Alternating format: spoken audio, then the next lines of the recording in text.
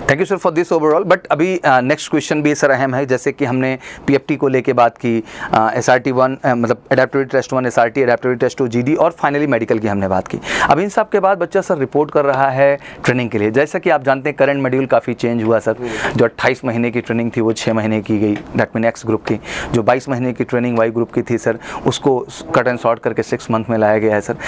आगे की training schedule को आप किस तरह से देख रहे हैं, और क्या कुछ लग रहा है आपको, क्या प्रेडिक्शंस हैं? मैं जानता हूँ अभी चीज़ें लीक तो नहीं है, बट एक अनुभव आपका रहा है, तो हम जानना चाहेंगे कि आखिर अंदर ट्रेनिंग प्रोसीजर कैसा होता है एक एयरमैन का, उनमें ऑफिसर्स कैसे रिएक्ट करते हैं ट्रेनिंग के दौरान, और बच्चों की ट्रेनिंग कैसे होती है? अच्छा, इसमें ऐसा है कि पहले तो ट्रेनिंग बहुत लंबी हुआ करती थी, और जैसे बेसिक ट्रेनिंग वगैरह के बाद ट्रेड ट्रेनिंग होती थी, और स्पेशलाइजेशन होता था डिफरेंट जहाज़ों पे, डिफरेंट टेक्निकल सिस्टम्स पे।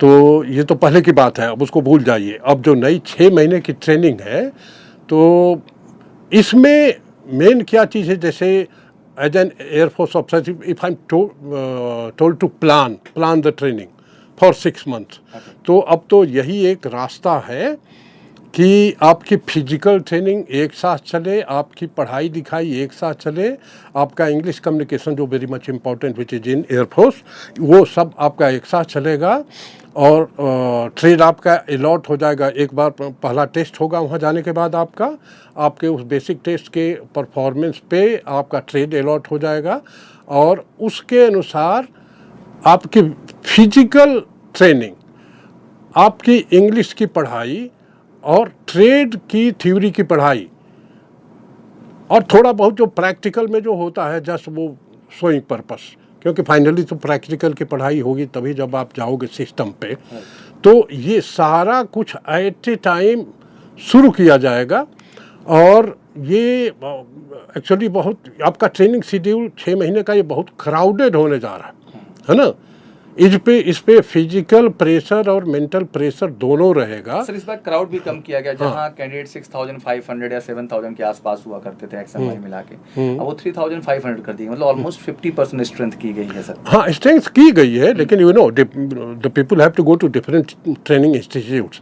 कुछ लोग जलाहली में, बेंगलोर में जाएंगे, वहाँ पे 1-2 ट्रेनिंग इंस्टीट्यूट है जहाँ पे एयरमैन की ट्रेनिंग होती है। उसके बाद ताम्बरम जाएंगे जहाँ मैकेनिकल ट्रेनिंग होती है, और बीदर में जाएंगे, वहाँ पे कुछ जैसे और कुछ और ट्रेड्स की ट्रेनिंग होती है। द नंबर इज लेस, लेकिन सारी चीज़ें जो लंबे समय में पढ़ाई जाती हैं वो तो पढ़ाई जाएंगी, है ना।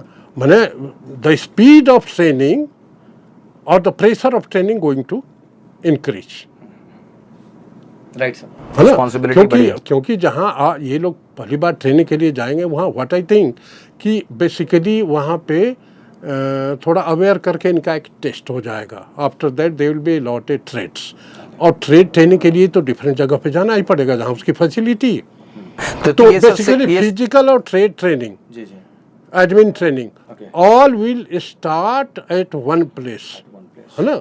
एट वन प्लेस मतलब कि टेक्निकल वालों को जलाहली बेंगलोर में, और बाकी मैकेनिकल वालों को ताम्बरम मद्रास के पास, और बाकी जो फिजिकल वाले हैं जैसे GTO वगैरह, है ना, इन लोग की ट्रेनिंग जहाँ होती है बीदर वगैरह। तो मुझे लगता है सर आज के टाइम में अगर आप ट्रेनिंग शेड्यूल को देखा जाए तो मेंटल स्ट्रेंथ अब बच्चे की बहुत स्ट्रांग होनी चाहिए, क्योंकि कहीं ना कहीं अब चीज़ें की गई हैं, और मेंटल स्ट्रेंथ जज करने का फेज 2 उनका एक रास्ता है, जिससे वो कहीं ना कहीं देखने की कोशिश करेंगे during GD, during SRT test कि आखिर बच्चे में वो मेंटल स्ट्रेंथ, वो फिजिकल स्ट्रेंथ है कि नहीं। बिल्कुल ऐसा मेंटल स्ट्रेंथ आपका होना चाहिए, क्योंकि yes, air force going to load you in this 6 month period of training.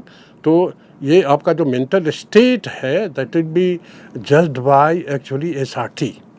SRT is only for judging your mental state, कि कितना लोड ले सकते हो, और फिर भी आप जैसे डिमोरलाइज ना हो, बहुत लोड पढ़ने पे भी प्रेशर आप ले सकते हो।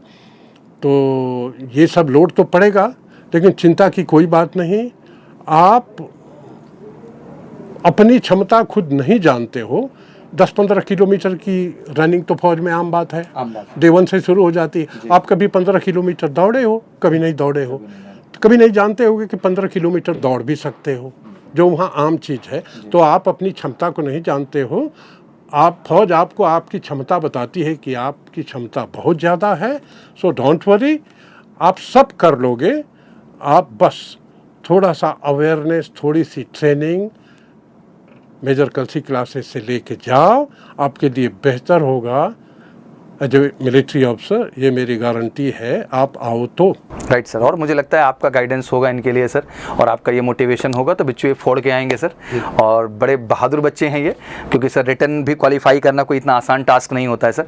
अपनी क्षमता, अपनी मेहनत, अपने फोकस के दम पे इन लोगों ने इतना किया है, और अगले फेज में सर आपका आशीर्वाद और आपका सहारा इनको मिलेगा, मोटिवेशन मिलेगा, तो they will do the best sir.